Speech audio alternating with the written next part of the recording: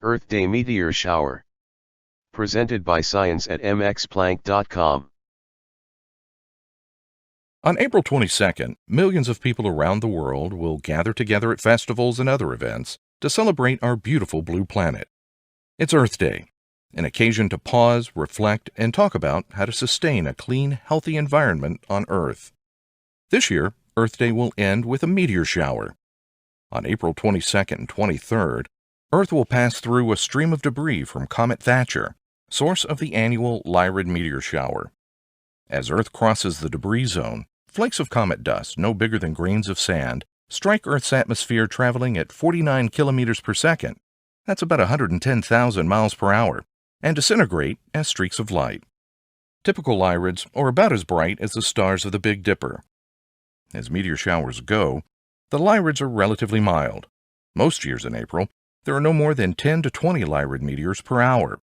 But sometimes, when the Earth glides through an unusually dense clump of debris from Comet Thatcher, the rate increases, resulting in what is known as a meteor outburst. Skywatchers in 1982, for instance, counted 90 Lyrids per hour. An even more impressive outburst was documented in 1803 by a journalist in Richmond, Virginia, who wrote, "Shooting stars were observed on Wednesday morning last at Richmond and its vicinity, in a manner that alarmed many and astonished every person that beheld it. From 1 until 3 in the morning, those starry meteors seemed to fall from every point of the heavens in such numbers as to resemble a shower of skyrockets." Another published report from the 19th century lists an observer as having counted 167 meteors in about 15 minutes and could not then number them all. No such outburst is predicted for 2015, but then again, no outbursts were predicted on those previous occasions either. If you're up late, take a look.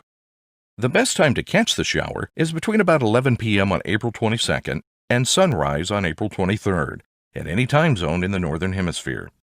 Observing tips: dress warmly. Bring a reclining chair or spread a thick blanket over a flat spot of the ground. Lie down and look up.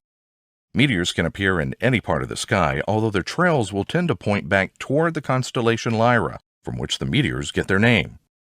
The hours before dawn are best, because that is when Lyra is highest in the sky. Sometimes bright moonlight can spoil a meteor shower. That will not be the case on April 22nd. The moon is just a slender crescent, and it sets shortly after sunset, so lunar glare will not interfere with the Lyrids. If you can, get away from city lights for the darkest possible sky and the best possible show. Enjoy Earth Day, and then enjoy Earth Night even more. For more information on ScienceCasts, stay tuned to Science at MXPlank.com.